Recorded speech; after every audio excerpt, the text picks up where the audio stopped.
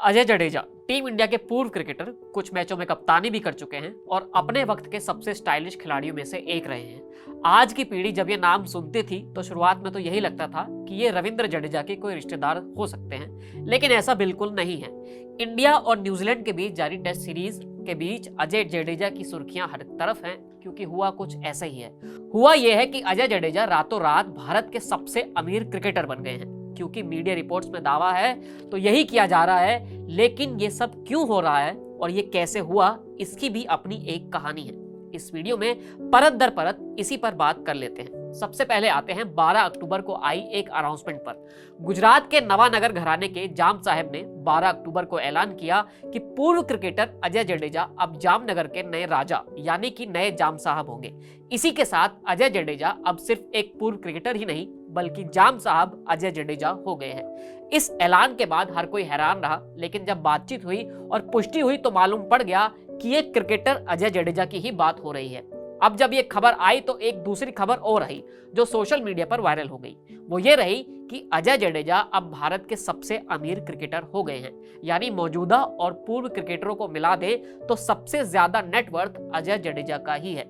Social media पर यह खबर आई कि विराट कोहली का नेटवर्थ 1000 करोड़ के आसपास का है, लेकिन अब अजय जडेजा का नेटवर्थ करीब 1500 करोड़ रुपए का हो गया है, क्योंकि जामनगर की पुश्तैनी संपत्ति के आगे भी अब उनका ही नाम लिखा गया है। ऐसा दावा है कि जामनगर के जाम साहब बनने से पहले अजय जडेजा की नेटवर्थ करीब 250 करोड़ रुपए थी, जो उनकी निजी संपत्ति, क्रिकेट और कमेंट्री और बाकी बिजनेस से कमाई की आई थी।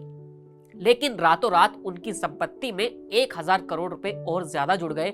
अब इस कहानी से आगे बढ़ते हैं और उस सवाल पर आते हैं कि आखिर अजय जडेजा कैसे जामनगर के जाम साहब बने और कैसे वो यहाँ के उत्तराधिकारी बन गए। जैसा कि आप जानते ही हैं कि आजादी से पहले हिंदुस्तान में बहुत सी रियासतें हुआ करती थी।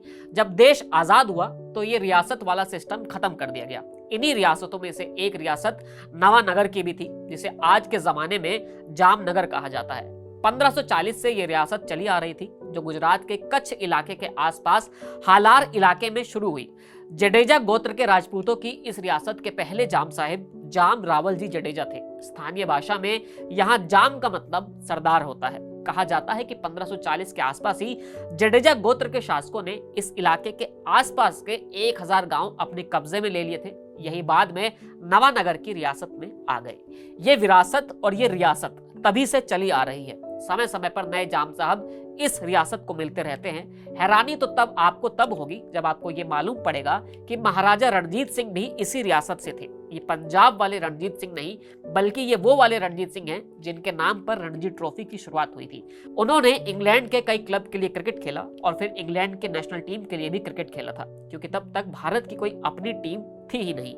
इसी सिलसिले में अब अजय जडेजा का नाम भी आया है, जो नवानगर यानी जामनगर के नए जाम साहब बने हैं। यही वजह है कि लोग अजय जडेजा की तारीफ कर रहे हैं, उन्हें बधाई भी दे रहे हैं। अभी जामनगर के जाम साहब शत्रुशल्य सिंह जी जडेजा हैं। उन्होंने ही अपने उत्तराधिकारी के तौर पर अजय जडेजा के नाम का ऐलान किया है।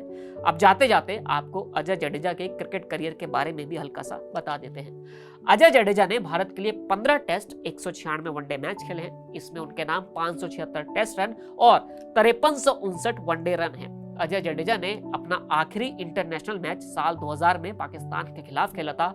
रिटायरमेंट के बाद वो कमेंट्री और कोचिंग के जरिए क्रिकेट से जुड़े रहे। पिछले साल अजय जडेजा अफगानिस्तान क्रिकेट टीम से जुड़े थे, तब वर्ल्ड कप में अफगानिस्तान ने बेहतर प्रदर्शन किया था, तो अजय जडेजा की काफी तारीफ भी हुई थी। और अब देखिए कि किस्मत ऐसी खुली है कि अब अजय जडेजा अब जाम साहब हो गए हैं। इस वीडियो में इतना ही, फिर मिलेंगे नई वीडियो के साथ। शुक्रिया।